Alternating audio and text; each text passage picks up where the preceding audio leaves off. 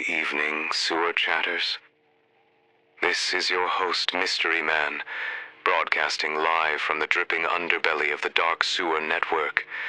Tonight we welcome all you beautiful degenerates huddled in the shadows, ears pressed to the pipes. You've tuned in for something special, something feral. Tonight's tale is called Bigfoot Assault. Grab your flashlight, your last warm beer, and settle in. The woods are listening, and they're pissed. Deep in the Pacific Northwest, 4 teenagers had claimed an old abandoned ranger cabin for the weekend. Empty beer cans already littered the splintered porch as the sun bled out behind the trees. Jake, the loud one, cracked another can and passed around a joint thick as a thumb. The girls, Mia and Sophie, giggled while rolling joints on an old map. Tyler sat quiet, eyes darting toward the tree line. None of them noticed the massive shape crouched behind the ferns, watching. Bigfoot's nostrils flared at the hoppy scent drifting on the night breeze. He hadn't tasted beer in years. The craving gnawed at him worse than winter hunger. But the news he'd overheard from passing hikers kept replaying in his shaggy head. Ebola. Humans were dying from it. These kids smelled sick already, sweaty and wrong. He couldn't risk getting close. Better to strike from afar. With terrifying precision, Bigfoot hurled the first boulder, the size of a microwave.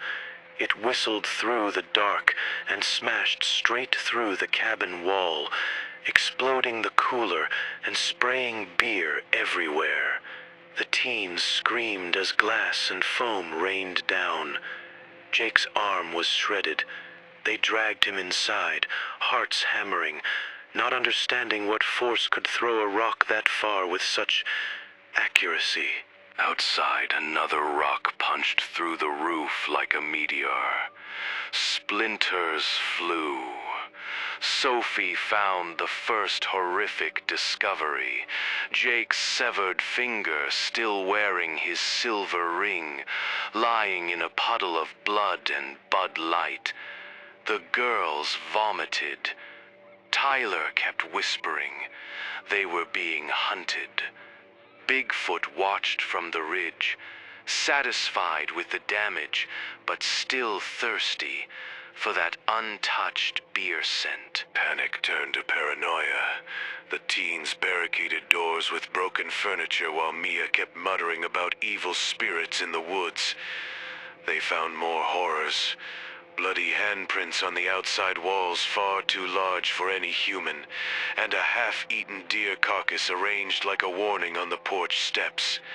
The air grew thick with dread and marijuana smoke. Mia, who read tarot and owned 3 crystals, declared they needed to fight back with magic.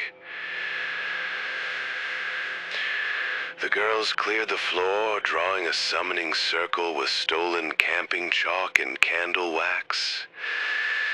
They chanted old words from a dog-eared book of shadows, calling on protective spirits. The candle flames stretched unnaturally tall. The cabin grew colder. The summoning grew spooky fast. Shadows twisted on the walls like living things. A low growl echoed from beneath the floorboards. Sophie's nose started bleeding. Tyler begged them to stop, but the girls were deep in trance. Eyes rolled back, voices overlapping in an ancient rhythm. The ground trembled. That was Bigfoot's moment. He had burrowed silently under the cabin earlier, using roots and old animal tunnels. Now, at the height of their ceremony, he exploded upward through the floor like the world's angriest whack-a-mole. Wood shattered. The girls never had time to scream. His massive fists came down with prehistoric fury. Mia and Sophie were pulped instantly, bodies flattened against the broken circle in wet, sickening splats. Blood painted the walls in arterial arcs.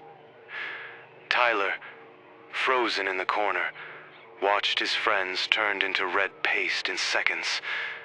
The smell of iron and fear filled the cabin.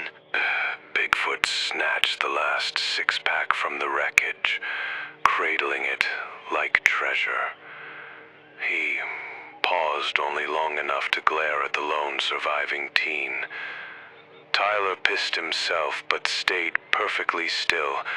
The creature snorted, deciding the boy wasn't worth the risk of Ebola, then vanished back through the hole in the floor. Tyler ran for hours through moonlit forest, branches whipping his face, the sounds of his friends' deaths replaying in his ears. He stumbled onto a logging road near dawn, flagged down a trucker, and babbled about a monster, rocks, and magic gone wrong. The driver thought he was on drugs. Back in town, doctors examined Tyler. He had a raging fever, bleeding from his eyes and gums. The news had been right about one thing. Ebola had slipped into the area through contaminated hikers. Tyler tried desperately to tell his horrific tale to anyone who would listen, but his throat closed with lesions. Before he could finish even one coherent sentence about the giant that had slaughtered his friends, Tyler died alone in quarantine. The official report listed cause of death as hemorrhagic fever. No one ever believed the monster part. Bigfoot, meanwhile, sat safely deep in the ancient woods, sipping warm beer and picking his teeth with a femur. And that sewer chatters is the moral of tonight's tale. Sometimes the real monsters are the ones you can't see coming, whether they're 7 feet of fur or invisible viruses. Stay vigilant, stay paranoid, and maybe skip the woods. This has been Mystery Man for the Dark Sewer Network. Good night, my beautiful sewer chatters. Thank you for listening, and a special thanks to Nick the Rat for keeping the signal strong. Sleep tight, if you can.